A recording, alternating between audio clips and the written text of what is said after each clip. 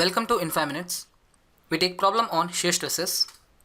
Our problem statement is an I section beam 350 mm into 150 mm has a web thickness of 10 mm and flange thickness of 20 mm. If the shear force acting on the section is 40 kN, find the maximum shear stress developed in the section. Then second, sketch the shear stress distribution diagram. And third, find the total shear force carried by the web. So based upon the information given in the problem statement, we draw a representative I section of total depth of 350 mm and total width of 150 mm. The flange thickness is 20 mm whereas the web thickness is 10 mm. So we see that a given I section is a symmetrical I section about your vertical axis as well as horizontal axis.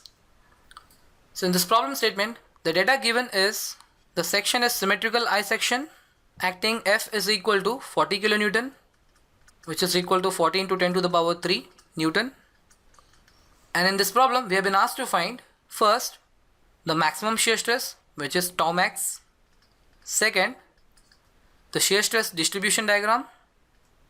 And third, the shear force carried by the web, which will be denoted as F web. So let's solve the problem. So we have this symmetrical I section. So the centroidal axis of this symmetrical I section will pass through the center of this I section. So the centroidal XX axis, which will also be a neutral axis, will be at a distance of y bar equal to 350 by 2, that means 175 mm.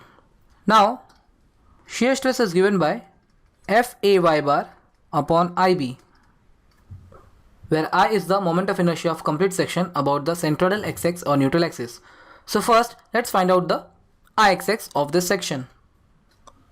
So to determine the moment of inertia of this I section about the centroidal XX axis, bigger rectangle part 1 whose width is 150 mm and depth is 350 mm minus these two small rectangles which is shown in green, whose width will be 150 minus 10 equal to 140 divided by 2 equal to 70 mm, and its depth will be 350 minus 20 minus 20 equal to 310 mm.